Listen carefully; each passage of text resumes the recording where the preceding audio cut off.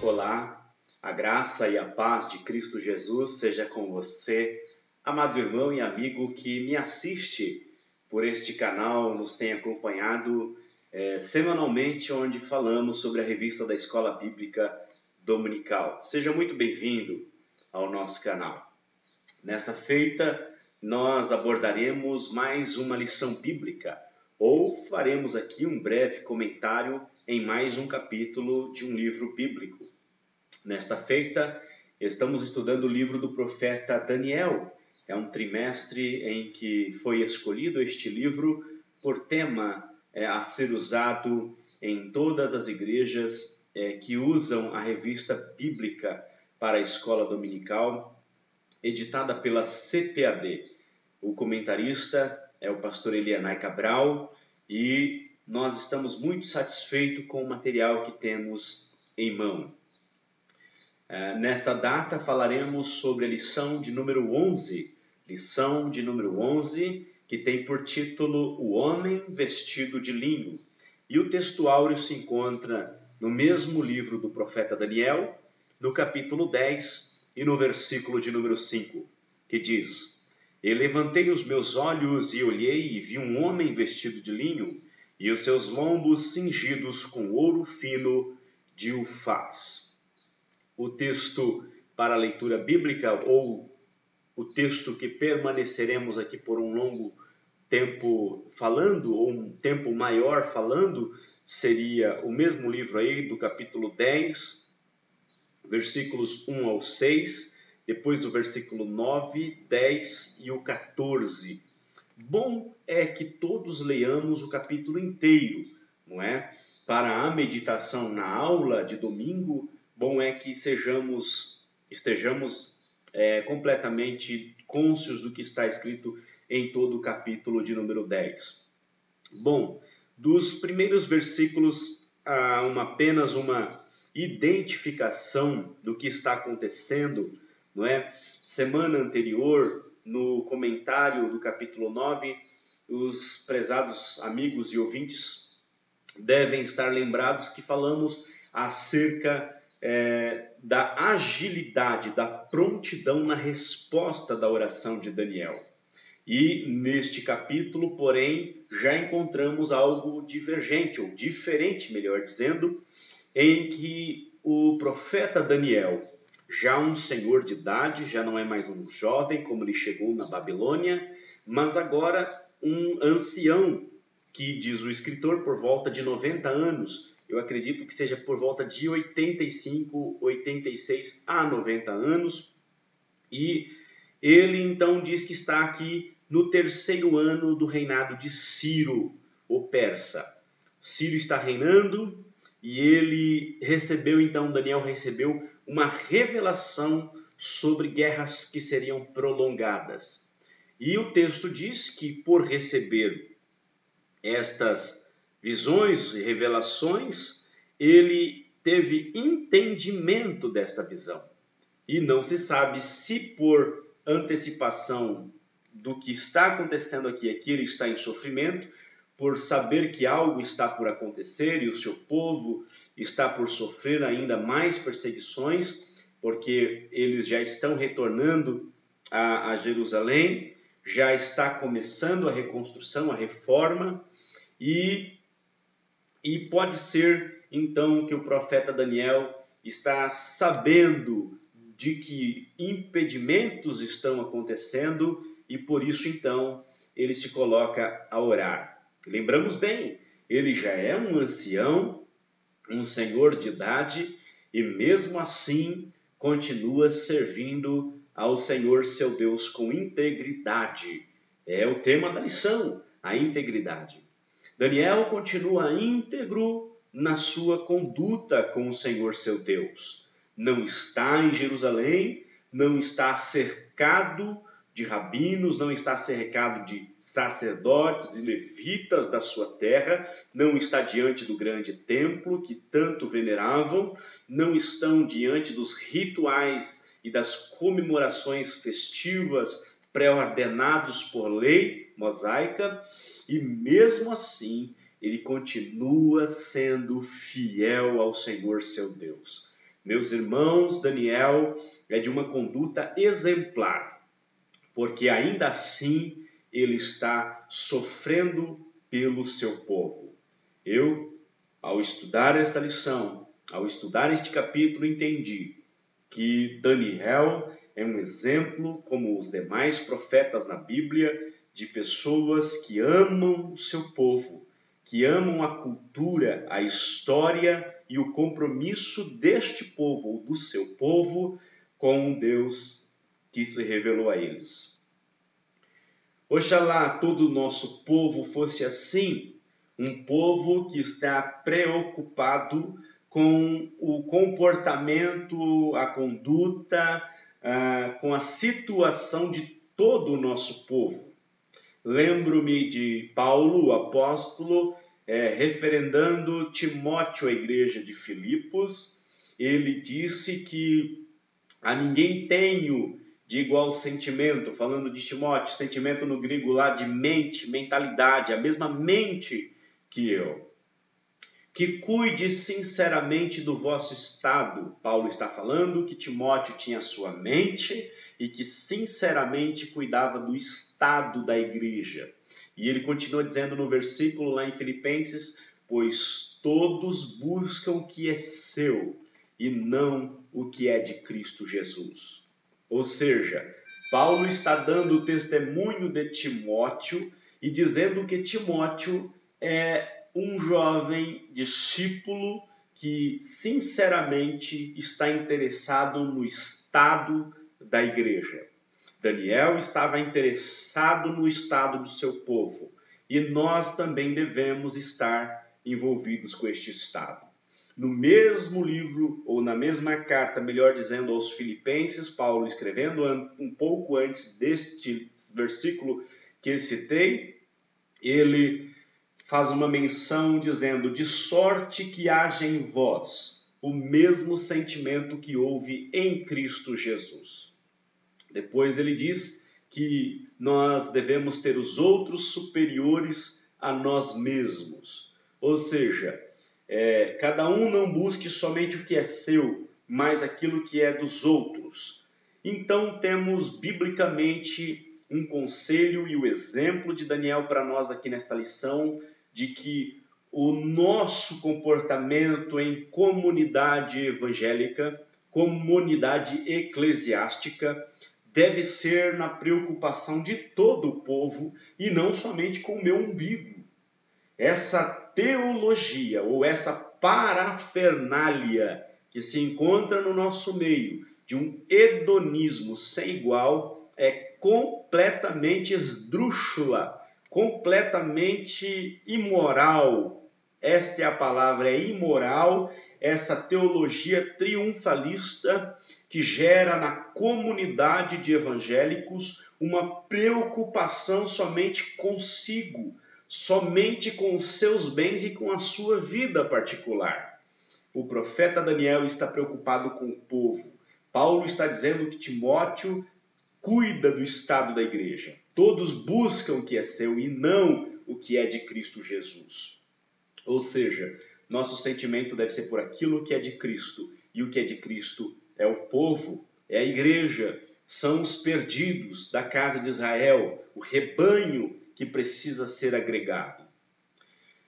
Daniel, então, preocupado com o seu povo, com a situação de seu povo, se põe a orar a Deus e muda a sua dieta alimentar num suposto jejum, se é que podemos dizer assim, porque ele especifica aquilo que ele deixou de comer, ele não diz que é necessariamente um jejum, inclusive até se perfumar, ele não lhe se permitiu se perfumar, e ele passou então a orar por 21 dias.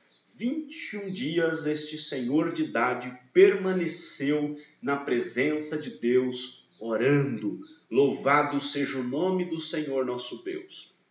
E disse então o texto a nós, no versículo 4, que no dia 24 do primeiro mês, ele estava à borda do grande rio Hidekel, ou rio Tigre, melhor conhecido, que é um dos braços lá do Éden, não é? E ele então está na beira desse rio, orando, aflito, afligido, pelo que quer dizer aquela visão. O que Deus está querendo dizer com uma guerra prolongada. E então ele menciona que diante desse rio, 21 dias após, vem um ser e se coloca diante dele. Ele disse que ao levantar os seus olhos e olhar, ele viu um homem vestido de linho e seus lombos cingidos com ouro fino de Ufaz. Pois bem, ele está tendo a visão de mais um homem, de mais um ser que se coloca diante dele. E este ser está vestido de linho. Essa vestimenta de linho e toda a descrição que ele dá posterior, segundo o comentarista e alguns outros comentaristas bíblicos, é a pessoa de Jesus, a aparição de Jesus no Antigo Testamento. Alguns contestam e outros não. Eu acredito ser porque quando Daniel caiu de joelhos, diante da grande visão, como já falava, esta aparição, tanto Ezequiel como João na ilha de Patmos tiveram visões semelhantes na sua descrição.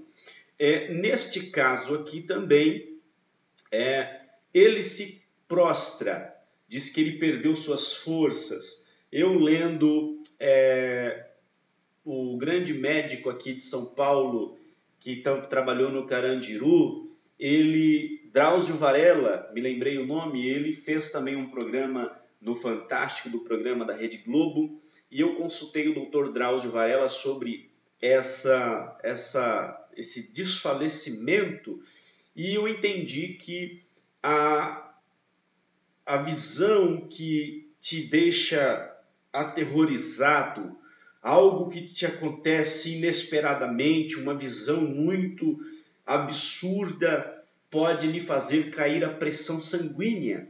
E eu acredito que foi o que aconteceu com Daniel. Sua pressão sanguínea se esvaiu. Ele estava já há 21 dias comendo de forma diferenciada, estava debilitado, orando, angustiado, e então, quando vem esta visão, ele não consegue segurar suas forças. Sua pressão sanguínea cai diante de tão grande visão, e ele prostra-se com o rosto em terra. O ser então lhe toca, e ele coloca sobre as palmas de suas mãos e de seus joelhos, ou seja, ele não se levantou, permaneceu prostrado agora como quem em adoração. E acredito que seja Jesus, porque o ser não lhe impediu que ficasse assim. Se os irmãos estão lembrados, lá em Apocalipse, no capítulo 19, e o versículo de número 9, se não estou enganado, aquele ser perante quem João se prostra, ele não lhe permite. Ele, na verdade, pede que João se levante.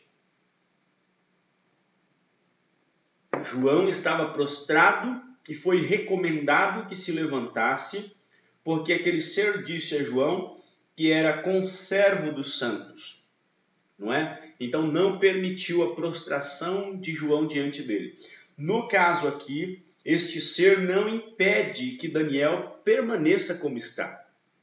Apenas nós temos aí este ser falando com ele, e logo depois que ele fala com Daniel, Daniel então demonstra que não consegue se levantar.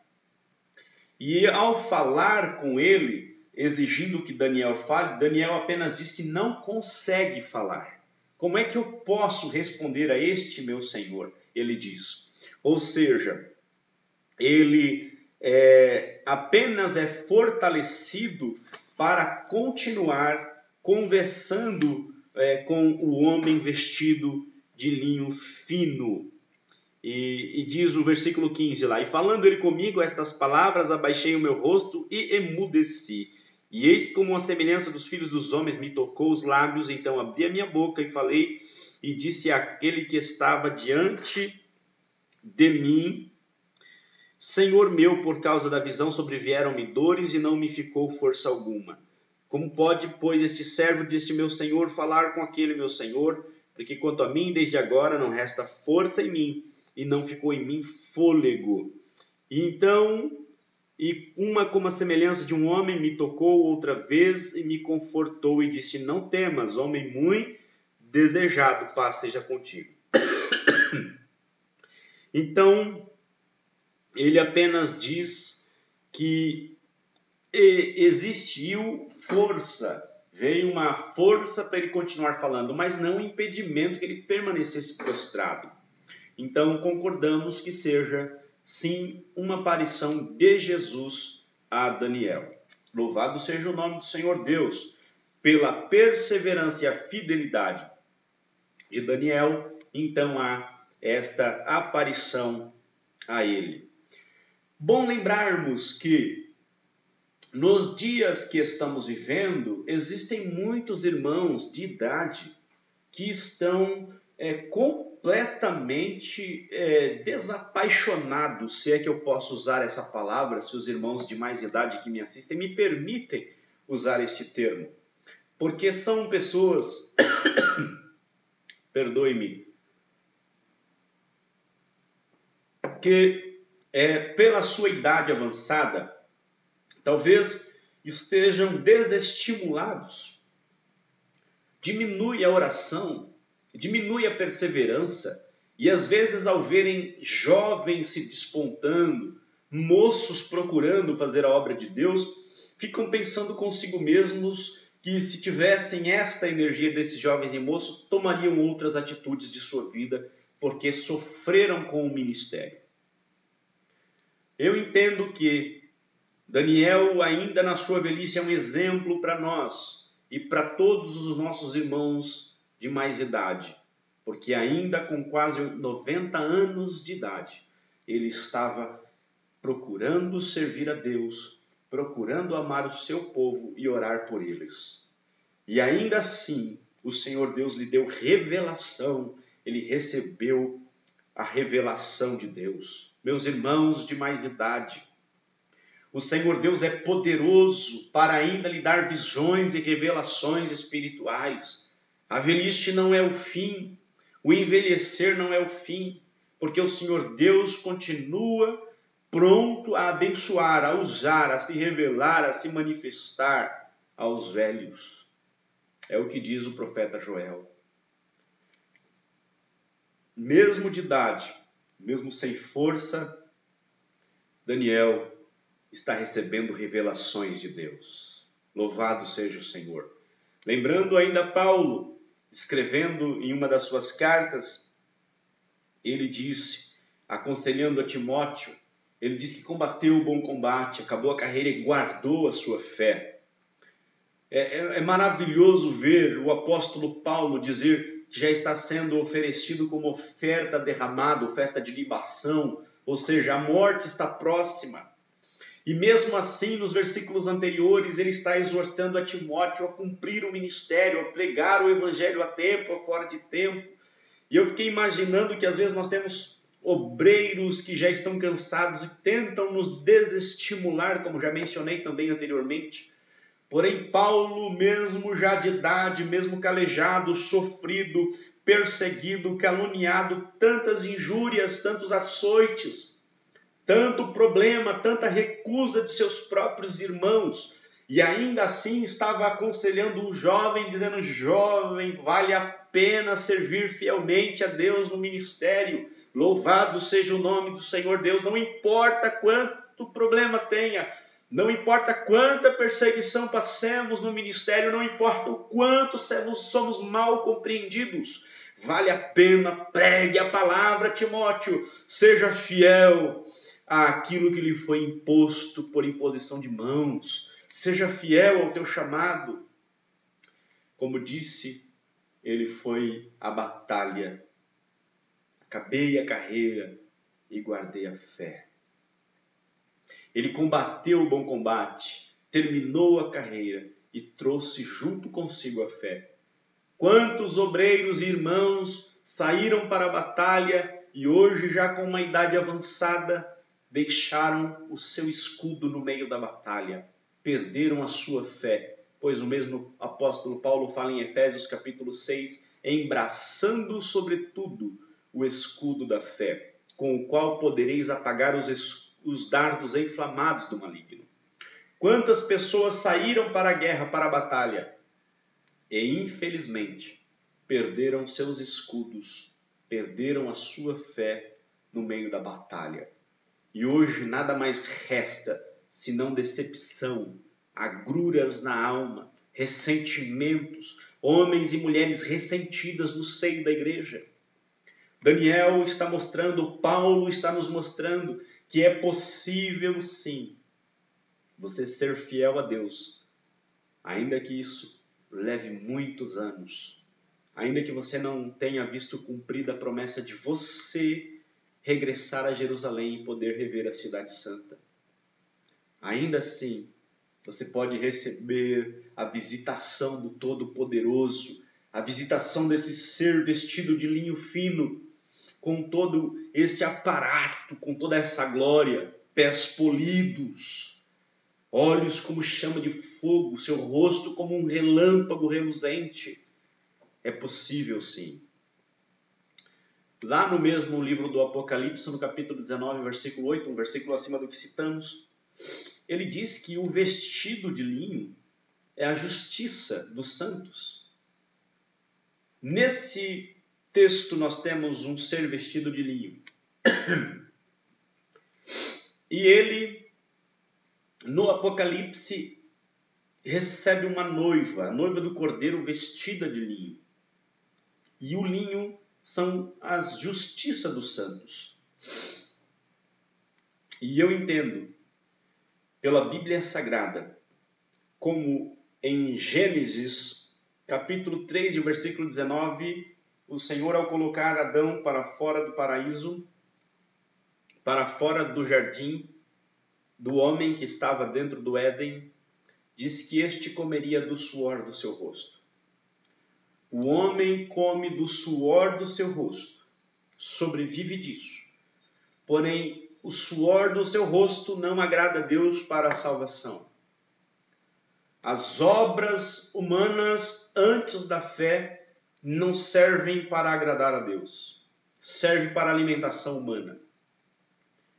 No livro do profeta Ezequiel, no capítulo 44 e no versículo de número 18, perdoe-me, nós temos a descrição do Senhor Deus exigindo que o sacerdote não usasse nada de lã, nada que lhe trouxesse suor. E eu me pergunto por quê? Por que haveria de ser de linho? Porque o Senhor não aceita suor humano nas coisas sagradas. E este ser não está apenas com algumas partes do seu corpo vestida de linho, mas ele todo está vestido de linho, louvado seja o nome do Senhor nosso Deus. Porque ele não se cansa, ele não faz as coisas ao Senhor Deus o Pai em cansaço, não gemendo, disse o apóstolo. Nada do que ele fez é por esforço sem fé. É obra de fé, é uma obra divina. Ele está todo vestido de linho. E a igreja de Apocalipse, capítulo 19, louvado seja o nome do Senhor Deus, é vestida com este vestido de linho que não é seu próprio, mas é uma justiça que vem do Cordeiro, a justiça que vem do Filho de Deus. Louvado seja o nome do Senhor nosso Deus para sempre. Os santos não são justificados pela sua justiça. Romanos capítulo 5, versículo 1 diz: justificados, pois, pela fé temos paz com Deus. Não vivemos da nossa própria justiça que vem da lei, porque o fim da lei é Cristo, para a justiça de todo aquele que crê. Nós vivemos da justiça do Filho de Deus, na fé no Filho de Deus, na justiça dele. Nós somos revestidos de linho por outra pessoa, das vestes de justiça dele, porque ele será chamado o Senhor, justiça nossa. É o que está escrito. A justiça do Cordeiro, as vestes dele é que nós vestimos pela fé.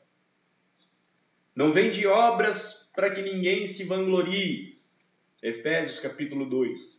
Pela graça sois salvos, e isso não vem de vocês, não vem de vós, para que não se orgulhe. Nenhum homem se justificará perante Deus por qualquer obra que tenha feito. O homem só pode ser justificado pela justiça de Cristo Jesus.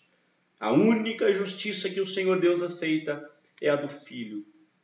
Fora isso, tudo o que fazemos após isso, ainda em Efésios capítulo 2, diz que nós fazemos boas obras que de antemão foram preparadas, ou seja, após recebermos a fé engendrada no nosso coração pelo Espírito de Deus, esta fé que nós recebemos para crer no Cordeiro, crendo no Cordeiro de Deus, somos justificados. A justiça dele passa para nós, para dentro de nós, e somos aceitos diante de Deus legalmente, como justos, justificados perante o Senhor Deus Todo-Poderoso. Louvado seja o nome do Senhor. Não há nenhuma condenação há para os que estão em Cristo Jesus. Podemos comparecer ante o trono da graça do Senhor Deus, pela misericórdia dele mesmo, pela graça infundida em nós. Louvado seja o nome do Senhor nosso Deus. Aleluia, aleluia. E somos vestidos com as suas vestes, vestes de justiça dele. E agora nele nós praticamos as boas obras que de antemão foram preparadas para que andássemos nelas. E agora fazemos essas obras pela fé, não para sermos aceitos por Deus, mas porque fomos aceitos por Ele em Cristo Jesus. Então agora nós praticamos obras pela fé. Porque tudo que é feito sem fé é pecado. Toda obra feita fora do Filho é pecado. A obra que o Senhor Deus aceita são as obras que são feitas pelo Cristo. Tudo em nome de Jesus, tudo para a glória do Pai. Tudo quanto fizerdes, quer comerdes, quer comais, quer façais qualquer coisa, faça tudo para a glória do nome do Senhor. Este ser vestido de linho finíssimo é o mesmo que nos veste com suas vestes de justiça. Louvado seja Deus. E este ser é quem venceu, quem pelejou contra o príncipe da Pérsia, posteriormente o príncipe da Grécia. Nós temos aí aparições de seres angelicais, bom lembrarmos isso em toda a Bíblia. Porém, como já mencionei em outra aula, só existem esses dois nomes, Gabriel e Miguel. Não há outros nomes de anjos na Bíblia Sagrada, pelo cânon que nós da Igreja Evangélica aceitamos, não existe. E nós respeitamos isso. Não nos prostramos a anjos, não ficamos conversando com anjos, não é? Nós entendemos que eles estão a serviço dos santos que hão de herdar a salvação. Eles estão a serviço de Deus e não dos homens. Eles estão obedecendo a ordem do Senhor Deus Todo-Poderoso e não nós. Eles estão aqui para nos ajudar, mas não para nos obedecer. Homens não podem ficar dando ordem aos anjos. Isso é antibíblico. Este que apareceu a Daniel, ele mesmo se prostrou. Ele não conseguiu se manter em pé. Então, nós entendemos que não podemos aceitar essas teologias que instruem aos fiéis a darem ordem a anjos, a pedir que se troque anjos. Isso é uma grande aberração bíblica e teológica. E nós não aceitamos isso. Compreendemos, em toda a Bíblia existem aparições de anjos.